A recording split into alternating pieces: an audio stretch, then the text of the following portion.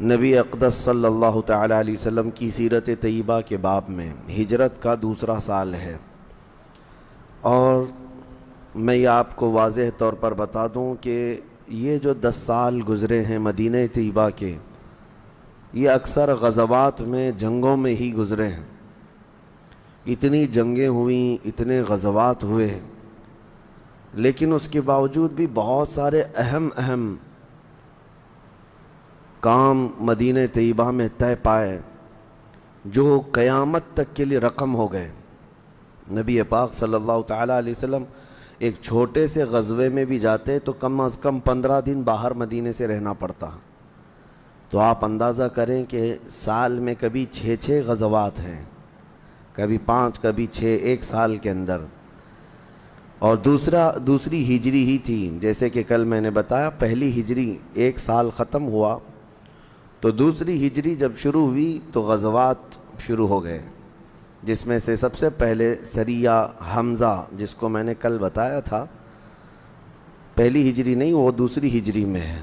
حضرت امیر حمزہ رضی اللہ تعالیٰ عنہ کے ساتھ 30 لوگ نکلے تھے، اور یہ سیف البحر ایک جگہ ہے سمندر کے کنارے، ابو جہل 300 لوگوں کے ساتھ مقابلے میں آیا تھا، لیکن وہ لڑائی نہیں ہوئی۔ ایک شخص مجدی نام کا تھا جو دونوں جماعتوں کا حلیف تھا، اس نے جنگ ہونے نہ دیا، تو یہ دونوں فوجیں واپس چلی گئیں۔ اس کے بعد پھر سریہ عبیدہ بن حارث، ایک صحابی ہیں، ان کو 80 مجاہدین کے ساتھ حضور پاک صلی اللہ علیہ وسلم نے روانہ فرمایا تھا، اور جس کے مقابل میں ابو جہل کے بیٹے عکرمہ وہ آئے تھے تقریباً 400 لوگوں کو لے کر۔ یہ جنگ بھی ٹل گئی، لیکن جس میں حضرت سعد ابن ابی وقاص رضی اللہ تعالیٰ عنہ نے تیر چلائے تھے۔ پھر اس کے بعد سریہ سعد ابن ابی وقاص بھی ہے۔ یہ سریہ جو میں کہہ رہا ہوں یہ بھی ایک چھوٹی جنگ ہے۔ پھر غزوہ بوات، جس میں خود نبی پاک صلی اللہ تعالیٰ علیہ وسلم شریک ہوئے۔ پھر غزوہ ابوا ایک جگہ ہے 100 کلومیٹر دور مدینے سے، اس میں بھی نبی پاک صلی اللہ علیہ وسلم گئے۔ پھر غزوہ صفوان ہے۔ یہ 6 جنگیں ہوئی، اس کے بعد جنگ بدر ہوئی۔ یہ سب دوسری ہجری میں ہیں، ہجرت کا دوسرا سال چل رہا تھا، اور رمضان میں ہوئی ہے۔ اس سے پہلے آپ اندازہ کر سکتے ہیں، محرم، صفر، ربیع الاول، ربیع الاخر، جمادی الاول، جمادی الاخر، رجب، شعبان، 8 مہینے گزرے، جس میں رجب کا پورا مہینہ تو جنگیں نہیں ہوتی، 4 مہینے جنگ نہیں ہوتی تھی۔ ایک رجب کا مہینہ، پھر دوسرا شوال، ذی القعدہ، ذی الحجہ، یہ ایام حج، ان کو حرمت والے مہینے کہا جاتا ہے۔ ان 4 مہینوں میں جنگ کرنا بہت برا عیب سمجھا جاتا، اور ہے بھی، قرآن نے بھی اس کو ذکر کیا ہے کہ یہ حرمت والے 4 مہینے ہیں۔ عرب برسوں سے ان 4 مہینوں میں جنگیں نہیں کرتے، اپنی تلواریں رکھ دیا کرتے۔ لیکن ایک جنگ ایسی ہوئی تھی جس کو سریہ عبداللہ بن جحش کہا جاتا ہے۔ ایک صحابی ہیں، حضور صلی اللہ علیہ وسلم نے 12 مہاجرین کو بھیجا تھا ایک جگہ، نخلا ایک جگہ تھی، وہاں سے کفار کی آمد و رفت پر نظر رکھنے کے لیے کہ وہ کدھر جا رہے ہیں، کدھر آ رہے ہیں، ان کی حرکات کیا کیا ہیں، یہ نقل و حرکت ان کی کفار کی دیکھنے کے لیے عبداللہ بن جحش صحابی کو حضور نے سپہ سالار بنا کر 12 لوگوں کو بھیجا تھا۔ وہ ایسی جگہ تھی جہاں سے کفار مکہ کا گزر روزانہ چلتا رہتا تھا۔ یہ جنگ بدر سے پہلے کی بات میں کہہ رہا ہوں، اور یہ بھی ایک وجہ ہے جنگ بدر کی۔ یہ جو سریہ عبداللہ بن جحش ہے، جنگ بدر کی ایک وجہ یہ بھی ہے۔ 12 لوگ یہ صحابہ وہاں تھے۔ اب اس میں ایک دن ایسا ہوا کہ مکہ کے 2 نامی گرامی لوگ، جس میں عبداللہ حضرمی کا بیٹا عمر، اور ایک دوسرا پہلوان کا بیٹا، اور ایک مغیرہ کا پوتا، یہ لوگ وہاں سے گزر رہے تھے۔ انہوں نے دیکھ کر کے پہچان لیا کہ یہ مدینے سے آئے ہیں، اور آپس میں انہوں نے کہا کہ یہ ہماری جاسوسی پر ہیں، اگر ان کو ہم نے نہیں مارا تو یہ ہماری خبریں مدینے پہنچائیں گے۔ تو وہ لوگ سامنے آئے۔ اب مسئلہ ان کے ساتھ، حضرت عبداللہ بن جحش کے ساتھ یہ تھا کہ وہ ایک پورا قافلہ تھا، عمر الحضرمی کا جو ہے قافلہ تھا پورا، وہ تجارت کا قافلہ لے کر مکہ جا رہا تھا، لیکن اس نے بیچ راستے میں ہی اپنے ساتھیوں سے کہا یہ جو 12 لوگ یہاں بیٹھے ہیں یہ جاسوسی کر رہے ہیں ہمارے، اگر ان کو چھوڑ دیا جائے تو یہ مدینے ہماری خبریں پہنچائیں گے، لہٰذا ان کے ساتھ کچھ کرنا چاہیے۔ حضرت عبداللہ بن جحش کو یہ خبر مل گئی کہ یہ قافلے والوں نے ہم پر نظر ڈال لی، اب کیا کریں؟ مسئلہ یہ تھا کہ رجب کی آخری تاریخ تھی، جنگ حرام ہے، جنگ کرنا اس میں حرام ہے، حرمت والا مہینہ چل رہا ہے۔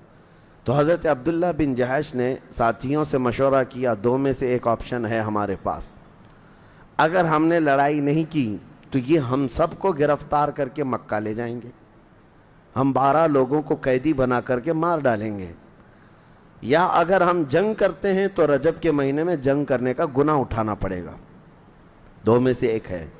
پھر اس بات پر اتفاق ہو گیا نہیں، جان بچانا فرض ہے، ہم لڑیں گے اور اپنی جان بچائیں گے اور حرمت والے مہینے کا جو کفارہ ہوگا وہ ادا کریں گے اور بارگاہ مصطفیٰ میں اس مسئلے کو رکھیں گے۔ تو انہوں نے پیغام آنے کا انتظار نہیں کیا اور اس قافلے کے ساتھ لڑ پڑے جو تجارت کا قافلہ آیا تھا۔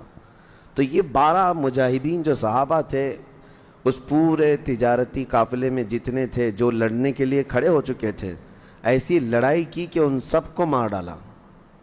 عمر الحضرمی، مغیرہ کا پوتا، سب کے سب موت کے گھاٹ اتر گئے، اور یہ پہلی جنگ ہے جس میں موت ہوئی، یعنی اس سے پہلے تیر بازی ہوئی، تلواریں ہوئی، لیکن جنگیں نہیں ہوئی تھیں باضابطہ۔ یہ سریہ عبداللہ بن جحش جس میں 3 لوگ مارے گئے تھے، بڑے بڑے جو ہیں وہ کفار کے نامی گرامی لوگوں کے بیٹے تھے، اور اس کے بعد حضرت عبداللہ بن جحش کے ہاتھ میں یہ مال غنیمت بھی آیا اور سب لے کر کے مدینے آ گئے۔ حضور صلی اللہ علیہ وسلم سے معاملہ عرض کیا کہ ایسا ایسا معاملہ ہوا ہے، رجب کی آخری تاریخ تھی۔ تو اب حضور پاک صلی اللہ تعالیٰ علیہ وسلم نے فرمایا تم نے جو کیا وہ بالکل ٹھیک ہے، اس لیے کہ تمہاری جان کی حفاظت یہاں بہت ضروری تھی، تم رسول اللہ کی اطاعت میں تھے۔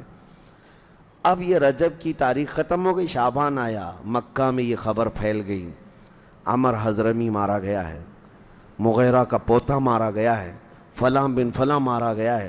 مکہ میں کھلبلی مچ گئی کہ اتنے بڑے بڑے گھر والوں کو مدینے سے چند لوگ آ کر مار گئے، حالانکہ وہ مارنے کے لیے نہیں آئے تھے لیکن وہ اپنی جان بچانا چاہ رہے تھے۔ یہ مکہ کا جو قافلہ تجارت کا تھا یہ خود زبردستی اترے مقام نخلا میں، اور رسول اللہ کے یہ 12 صحابہ کو مارنا چاہتے تھے لیکن خود مر گئے۔ بات یہی تھی۔ اب مکہ والوں میں انتقام کی آگ بھڑک گئی، کہا کہ انہوں نے ہمارے بیٹوں کو مارا ہے، اب ہم بدلہ لیں گے۔ اسی بدلے کی آگ میں وہ 1000 لوگوں کو لے کر کے رمضان میں بدر تک آئے۔ تو سریہ عبداللہ بن جحش جو ہے وہ بھی ایک سبب تھا جنگ بدر کا۔ جنگ بدر میں وہ اپنے بدلہ لینے کے لیے آئے تھے۔ اب جو جنگ بدر ہوئی اس کی تفصیلات میں نے آپ کو بتا دیا ہے، کیسے کیسے ہوئی، اس جنگ میں کیا کیا معاملات ہوئے۔ بہرحال 17 رمضان المبارک 2 ہجری کو جنگ بدر واقع ہوئی۔ اس میں نبی پاک صلی اللہ تعالیٰ علیہ وسلم کا ایک عظیم درس ملتا ہے۔ میں آپ کو بتاؤں، 2 صحابہ جو جنگ بدر میں شریک نہیں تھے، مدینے سے آئے نہیں تھے، ایک حضرت حذیفہ اور ایک دوسرے صحابی ہیں، یہ کہیں دوسری جگہ سے آ رہے تھے بدر میں جانے کے لیے۔ بیچ راستے میں کافروں کی ایک جماعت نے ان کو پکڑ لیا، وہ بھی بڑے بڑے لوگ تھے کفار۔ یہ دونوں صحابہ کو پکڑ لیا اور کہا کہاں جا رہے ہو؟